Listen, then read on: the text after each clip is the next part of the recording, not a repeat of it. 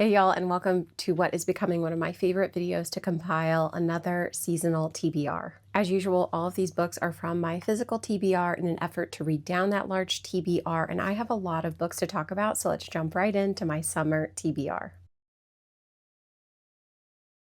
First up in nonfiction, I have one book, and that is My First Five Husbands by Rue McClanahan. Rue is very famously Blanche from The Golden Girls, and that is a show I absolutely adored. I loved watching the reruns as a kid and as an adult, and it's just something I've never quite left behind. Blanche has always been my favorite character on The Golden Girls, so there was no resisting the real life telling of this woman who moved from small town Oklahoma to Broadway to sitcoms and all the men that came in between, so I cannot wait to jump into this one and learn more about the woman herself. This is described as laugh out loud funny and just as colorful as the characters that Rue played, so I am very excited to hear all about her life in her own words. Next, we're moving straight into fiction, and first up, and longtime TBR resident, is The Guncle by Stephen Rowley. This is about former sitcom star Patrick, and he is thrown for a bit of a loop when he becomes the guardian of his niece and nephew after their mother tragically passes. He tries to help them through their grief with humor, his funny Guncle rules, and spending the summer at his Palm Springs home. But Patrick is dealing with grief and heartbreak of his own. Over time, this experience does bring them all closer together, and Patrick is able to rediscover his purpose, family, and joy. This was recommended to me quite a while ago, and I think this is finally my time to read it. Next up in fiction is The Bookshop of Yesterdays. This is about a woman called Miranda who inherits her uncle's bookshop after he passes away, only to find that he has left her an extensive literary scavenger hunt that she has to solve. As she follows the clues hidden inside of books and all around the bookshop, she starts uncovering family secrets and reconnecting with people from her past, leading her to figure out what she really wants from life. It's described as cozy, emotional, and absolutely chock full of bookish references. I think this will combine a bit of mystery, family drama, and maybe some romance. It sounds like the perfect summer read to me.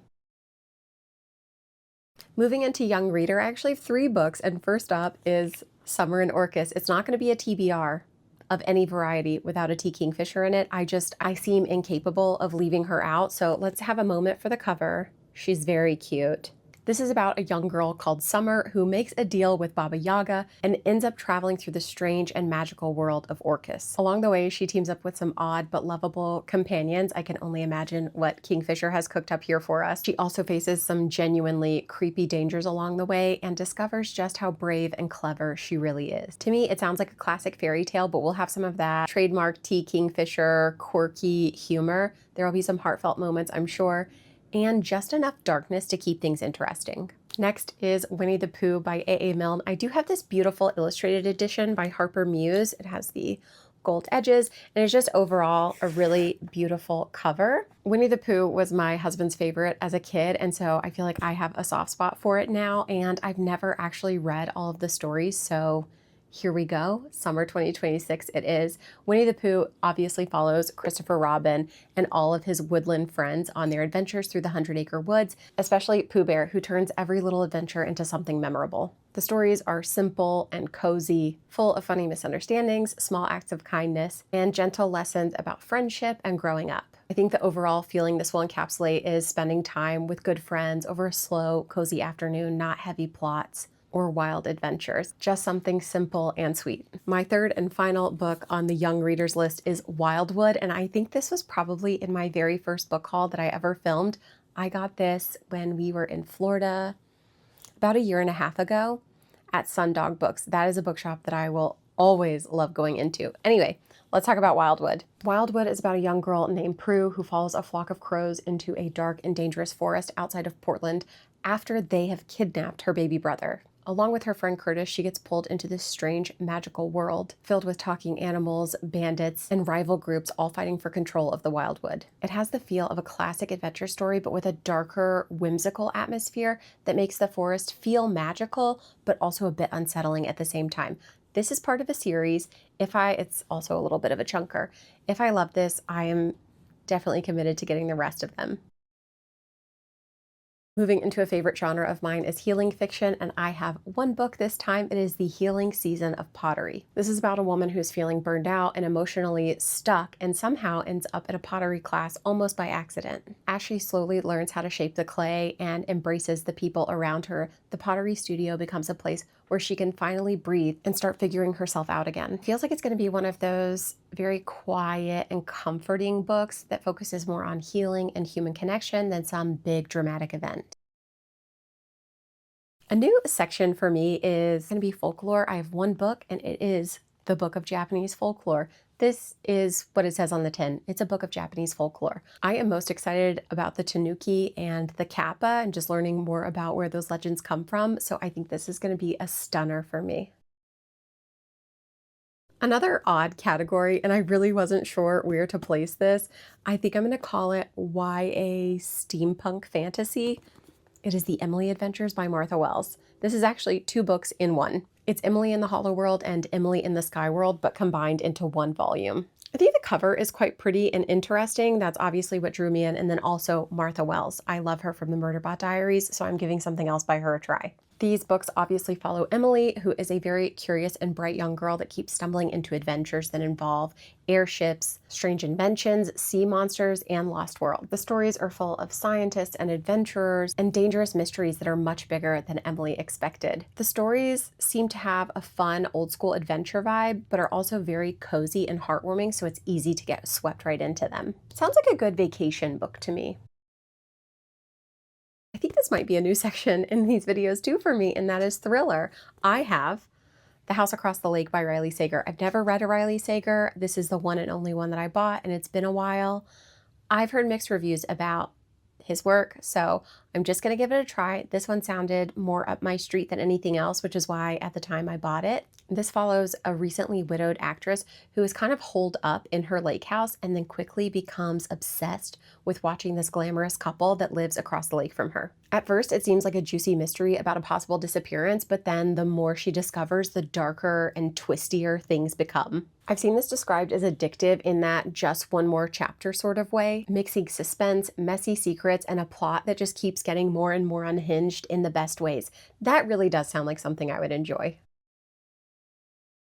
You might think summer is all about beach reads or summer romances, but I had to include horror. And I have 2 books in my horror category, the first one being The Eyes Are the Best Part.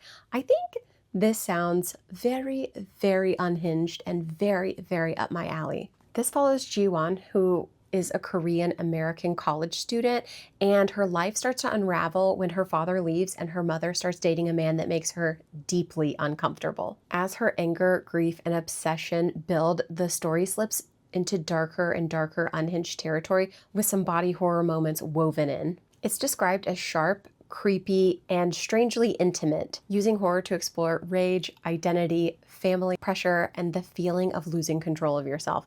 I think it sounds really good. The other horror I hope to read this summer is Not Forever, But For Now by Chuck Palahniuk. I have not read a Chuck book in a very long time, but he used to be one of my favorite authors. Just a lot of like weird, unhingedness. Also famously, Chuck wrote Fight Club, and that was one of my favorite movies growing up. I don't know what that says about me, but I'm a fan. This follows 2 wealthy brothers as they casually narrate the family business, which just so happens to be generations of hired killers who profit from war and disaster. I've seen that this book mixes dark humor with disturbing violence, so there is this swing between absurd satire and genuine discomfort. It feels intentionally chaotic and cynical and pokes fun at greed and how people can justify doing really terrible things. And finally is romance. I do have a 3-for-1, and that is the Bridesmaid series by Meghan Quinn. Here they all are in their chunky glory. Meghan Quinn is queen of writing a big old book. I'm just gonna hold up the first one for now. Also, I wanna see, she often in the books I've read does pictures, like illustrations or something. I don't know if she does them herself or she has an artist do them, but they're usually kind of unhinged moments throughout the book too, so I really look forward to the artwork. Near the end, they're sweeter, but often it's kind of funny or ridiculous moments throughout the book. So let's talk about this series. I'm going to talk about it as a whole because there are 3 books. I'm going to read them all. I have not read the first one, but this is about a group of chaotic and overly involved bridesmaids. I think they all stumble into like messy relationships, maybe out of messy relationships, and into very awkward situations, and then eventually some heartfelt romances. Each book is going to focus on a different couple, but I think that group of friends vibe is going to carry throughout the series and kind of bind them all together. The whole series leans into humor and chemistry, so I think it's going to feel like that one dramatic friend who's always falling into chaotic situations, but you just have to laugh. Also, I think my mom read that whole series and she rated it pretty highly. So she is also a big Meghan Quinn fan. All right, guys, those are all of my TBR picks from my physical TBR for this summer 2026. Are you surprised that I didn't pick more romance? I'm a little surprised that there wasn't more romance or kind of traditional beach reads, but I'm very excited about this list. I didn't finish my spring TBR, but I got very close, and I think this is such a fun way to integrate different little themes into my TBR takedown. Please let me know what you're most excited to read this summer down in the comments. Are you going anywhere? Are you going to have a staycation and just read at home? Let me know what you're getting up to. Thank you so much for watching, and I will see you in the next one. Bye!